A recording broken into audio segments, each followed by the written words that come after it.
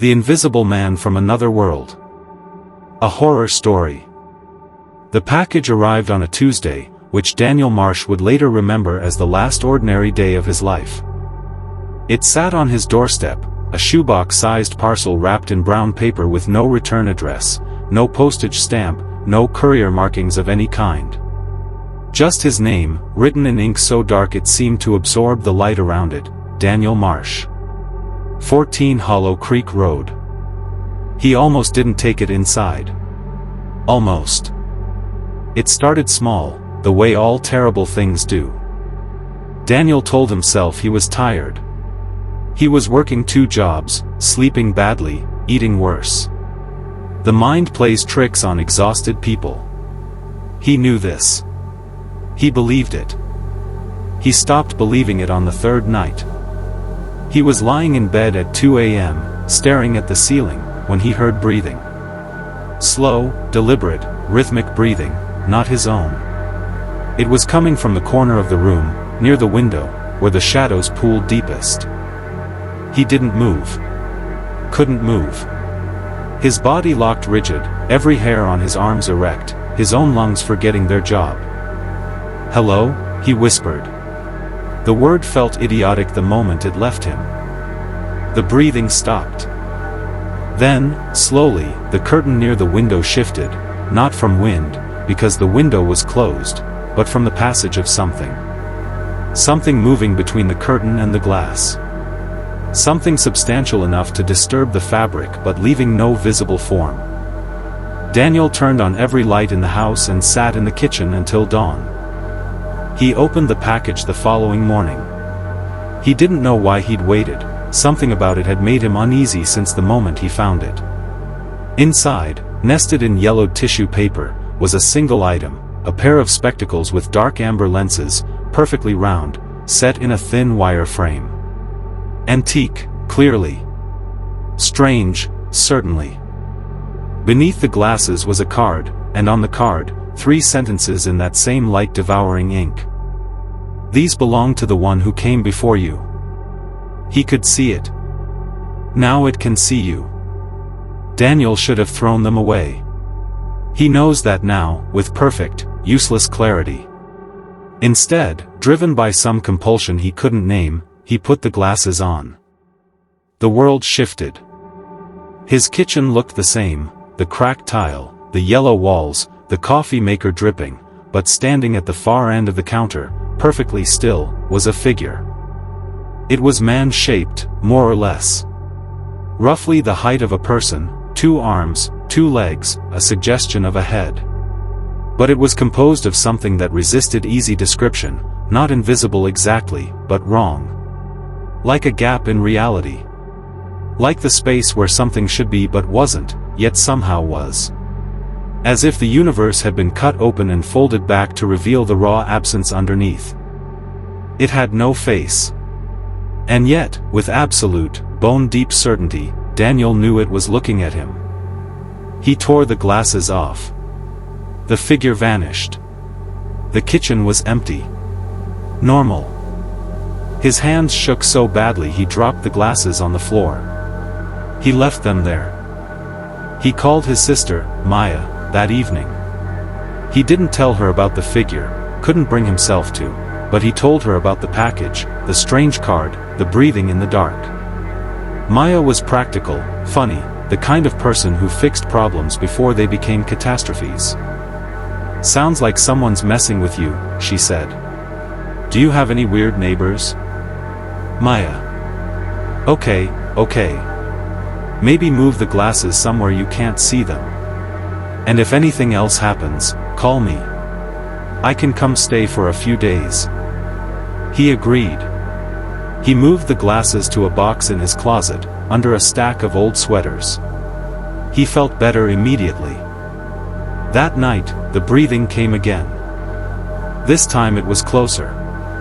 Right beside the bed.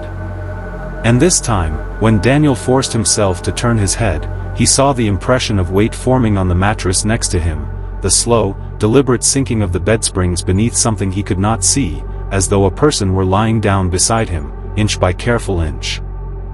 He ran out of the house in his pajamas and sat in his car until daylight.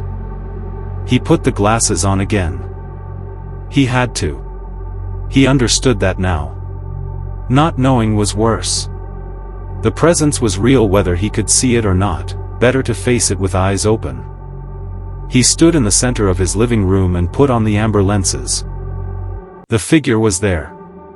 Closer than before. 6 feet away, if that, positioned between him and the door. It hadn't moved. It never seemed to move when he was watching, only between glances, only in the spaces of inattention. Daniel forced himself to look directly at it, to study it. It was more defined now than that first morning in the kitchen. He could see, or almost see, a texture to it, like static on an old television. Like it was vibrating at a frequency just outside human comprehension, and the amber lenses were tuning him into the signal. "What are you?" he said. No response. Obviously. But the static texture rippled slightly, as though his voice had disturbed water. He thought about the card. He could see it. Now it can see you. He thought about whoever had worn these glasses before him, whoever had discovered this same impossible, lightless shape lurking in the corners of an ordinary house.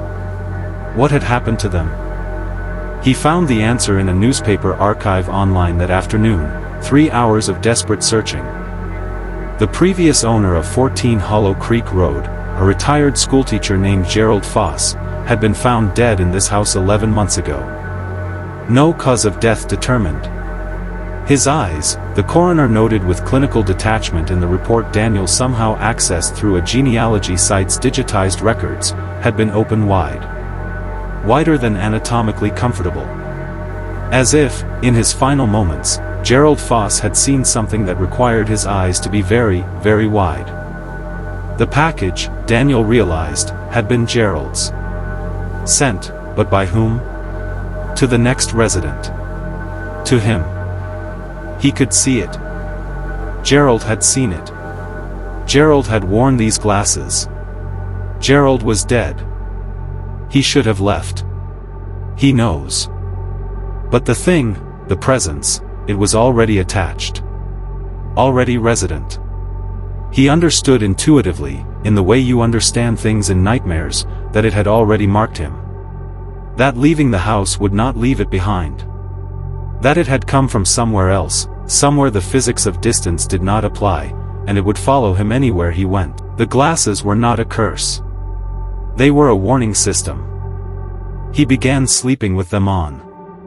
He began seeing other things, too. Smaller shapes that moved through the walls. A shimmer near the ceiling that pulsed like a slow heartbeat.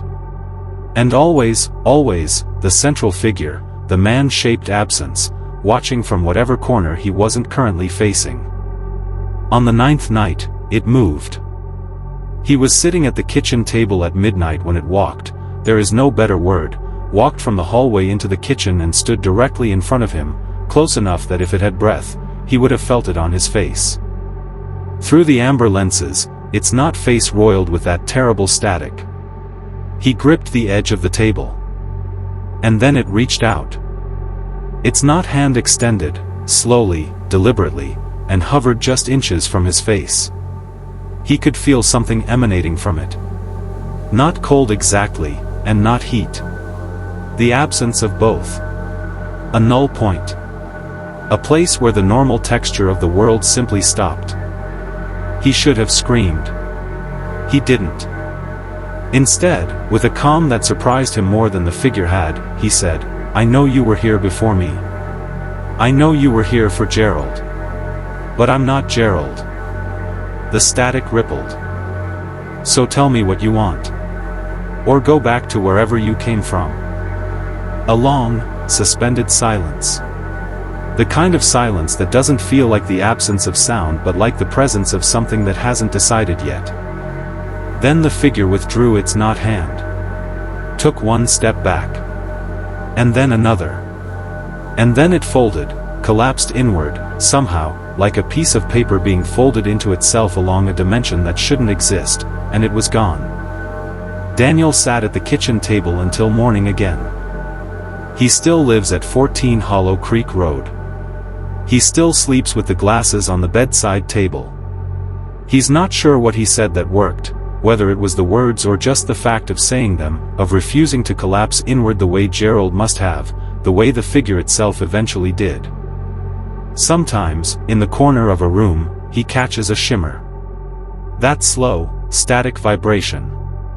A suggestion of a shape. He puts the glasses on. More often than not, it's nothing. But sometimes, in the amber-tinted dark of a room that should be empty, the shape is there. Watching.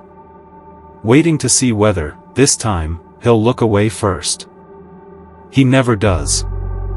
The package on your doorstep. What color is the paper?